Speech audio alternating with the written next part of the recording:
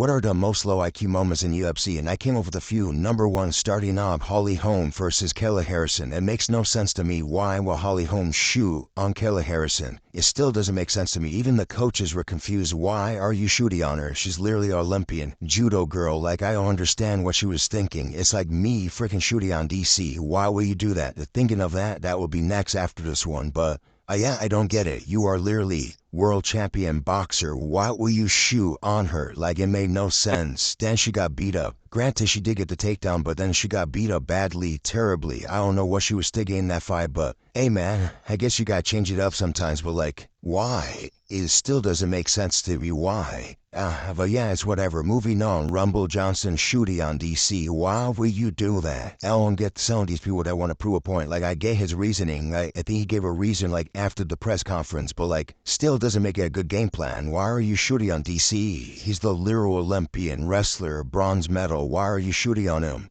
Like, he literally wanted you to do that to tire yourself out, and you still did it. And then you got subbed easily, so easy as well. I don't get it. Like, some people need to, like, talk to her coaches. Like, Holly Holm, that was just her. But Rumble, I don't know what your coaches were thinking. Like, why would they let you do that?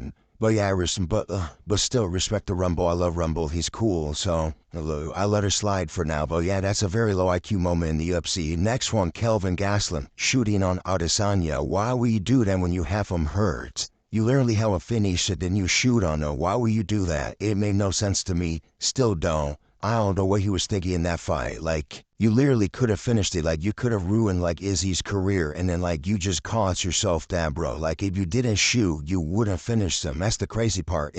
How are you getting finished by Kevin? Like, how are you always getting finished by Kelvin Gastelum? That's insane to me. Like, Izzy, before the Jews, was not it. Hey, you was really not it at all. But hey, man, it's whatever. He probably would have lost to Costa and then, like, got finished by Hermanson again or something. But then again, that would have been a really good outcome, ironically. The outcome I wanted. But then again, I forgot Whitaker's in the way. So never mind, Operation Costa being champion will not happen, sadly. Whitaker got always ruined something, bro. Like, for a while, I hate Whitaker, but like, that's besides the point. Let's move on. Next one, Dustin Poirier pulling guillotines. Like, I know he won, and I get it, but like, it was still a low IQ. Like, why are you trying to cost yourself the fight? Like, it made no sense to me. Like, why are you pulling guillotine? You just hurt the dude. Had me so worried for no reason, and he finished him, so that was nice. That was a little good one right there, because I was afraid. Because he rocked him, and then like, he tried pulling guillotine. I'm like, no. Guillotines do not work in high-level MMA anymore, for the most part, unless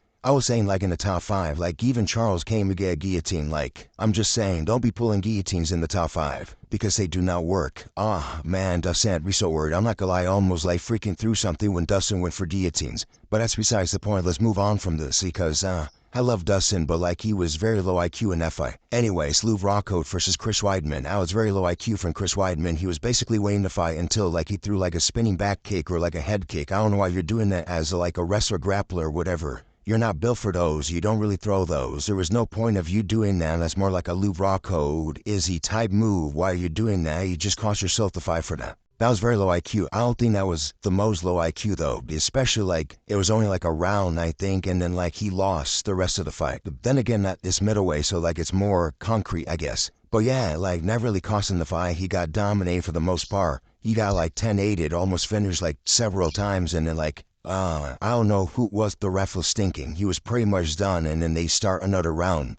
And then you got beat up some more. I feel bad for Chris Weidman, but like, hey man, they'll be throwing high kicks when you're not built for those. Or spinning kick, I forgot what he threw, but you get the point. He was very low IQ in that fight. Now next level, Ortega versus Moicano. Moicano literally was piecing him up in round 2 and then 3. Like, don't get me wrong, the fight was close, but like, Moicano was clearly landing better shots. I thought he was up at least 2, or at least he was going to get round 3 until he shot a takedown. That was such a low IQ moment. I don't understand why he would do that. He was literally winning the fight, and then he just chose not to win. And that was it, basically. That was terrible, but hey, and that's how MMA works sometimes, man. That's how you get caught. But like, come on, Moicano, you were literally piecing him off, and then like, you just shoot a takedown, and it cost you the whole fight. But yeah, the next one, James versus Charles Rosa. Like, Rosa was waiting to fight pre-handily, and then like, James, in the 3rd round, rocked him, and then like, he was about to finish him, and then he shot a takedown. Like he had him hurt, like finished, and then like all of nowhere, it was literally Kelvin Gastelum versus Izzy. He had Rosa rocked, and then like he shot a terrible takedown. It led lost the fight.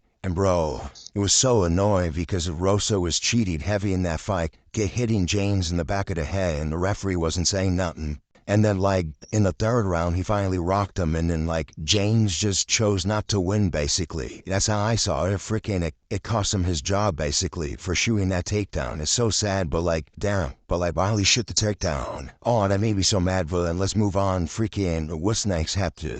Oh, yeah, number 1, Surreal Gone versus Francis Ngannou. Gone is... This one is the worst one because it was a title fight, and... he was up. He was literally up. He was going to win the fight regardless. And then, like, he was winning on the feet in the 5th round. And then, like, he shot a takedown. And it was a good takedown. Single leg. Took him down. Had full mount. Francis was not going to get back up. He was done for. It was down for the count.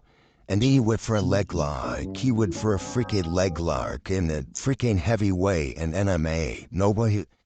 Now, I haven't seen a high-level leg lock in like forever. I don't know what the freak he thought he was, especially when he has the weakest ground game, and you did it on Francis Ngannou.